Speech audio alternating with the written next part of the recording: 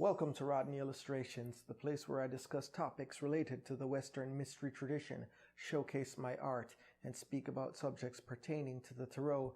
In this video, we continue to explore tarot card spreads, but today we have the very special privilege of exploring the Way Anchor Tarot Spread book, created by Veronica Van Ziepel, aka Tarot by Veronica. In this video, we are going to explore the tarot card spread of the moon. So, if you are prepared to howl at the moon and uncover your shadows, grab your beverage of choice, keep a watchful eye out for the Inquisition, and let's dive in.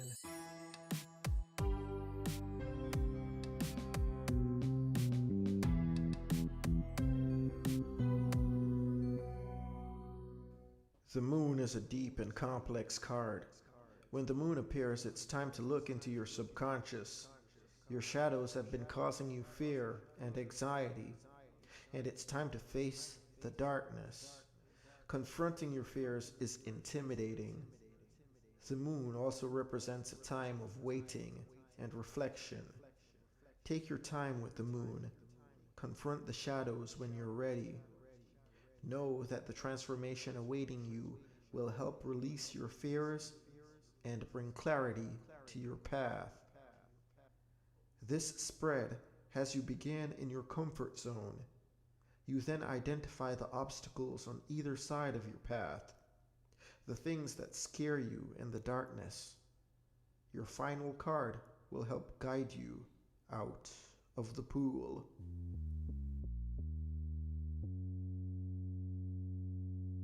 Card number 1, placement number 1, comfort zone, the pool. Here we have the King of Vessels.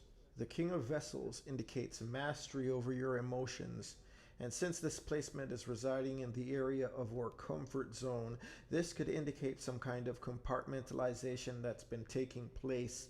Maybe you've been in situations where you've learned or been forced to suppress your emotions because maybe in the past they've been getting in the way. The King of Vessels, in the context of the placement comfort zone, indicates having mastered your emotions, you can now call them up when you deem that it's appropriate. But sometimes that can be to your detriment. Sometimes forcing things to be a certain way because you don't want your emotions to come hit you when it's an inconvenient time based on what you think society, family, friends, or colleagues thinks is appropriate. It might be detrimental to you. So really do some introspection and see if you can situate yourself in environments where it's okay to express your emotions spontaneously, without judgment, without repercussion. So that's it. Number 1, comfort zone, the waiting pool with the King of Vessels. Contemplate this card and see if any other concerns or situations arise. Okay. Card number 2, Shadow. Card number 2 is the Shadow. What you're afraid of is waiting for you. You can keep running, but you can't run away from yourself or your shadow aspects. What are you hiding from? And for this card, we've pulled the 8 of Vessels. And I think this is going to speak to many of us who isn't affected by some kind of disillusionment. There's always lingering elements from the past like heartbreak, disenchantment, disappointment, old grudges, old hurts that you're still holding on to. These lessons are going to keep coming back until you confront them. Nobody is going to save you from these hurts. You might repress them, but they'll keep showing up until you learn how to resolve these issues. Forgiveness. Learn how to forgive yourself. Forgive the past. Forgive others. You can learn and grow and forgive. It doesn't mean that you have to endorse certain negative patterns. But if you can learn how to truly forgive and move on, it will heal.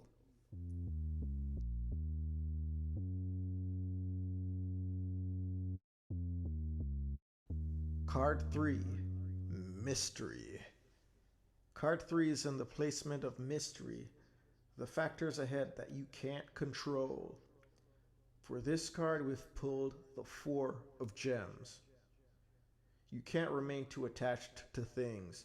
Even though the material world is dense and things seem to have permanence, their value or their perceived value is ephemeral.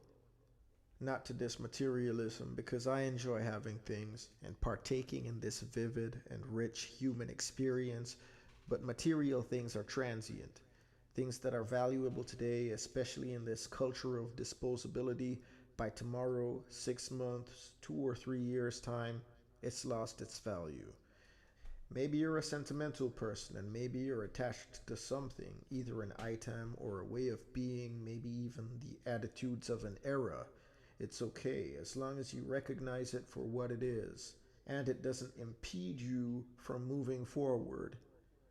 As Stephen King says in The Dark Tower, the world has moved on. There are worthwhile things in life. Recognize what they are and what they are not.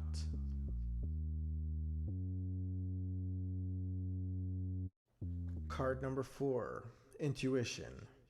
Card number 4 is the placement of intuition. What will guide you forward and out of the waiting pool? For this, we've drawn the 8 of Sticks. You know, at first, this might seem like you need to bury yourself in work, but that could just yield you more of the same. Maybe you need to immerse yourself in the world of other people again if you've been closed off to that. In healthy doses, though. That might be a good thing to heal some of the past hurts, especially since you've now mastered, to a certain degree, your own emotions. Another thing is, coming at this from the angle of vocations. Some people have a clear idea of where they need to be in life. Maybe you need to find somewhere where you'll be surrounded by people of similar interests, lifestyles, and what have you. It doesn't have to be a career, it could be a social group, a non-profit organization, a sports club, even a fraternal organization or religious organization, whatever you're into. First of all, your intuition is going to guide you to where you need to be, and once you're there in the right place, things will fall into place. And there you have it.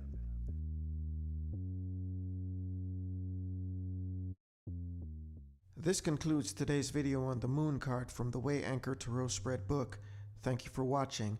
My name is Wayne, and I'm the creator of the Global Fusion Intuitive Tarot Deck, published by US Games Systems. You'll be able to find a link to that, as well as the Way Anchor Tarot Spread book, and Veronica's website and social media in the description of this video.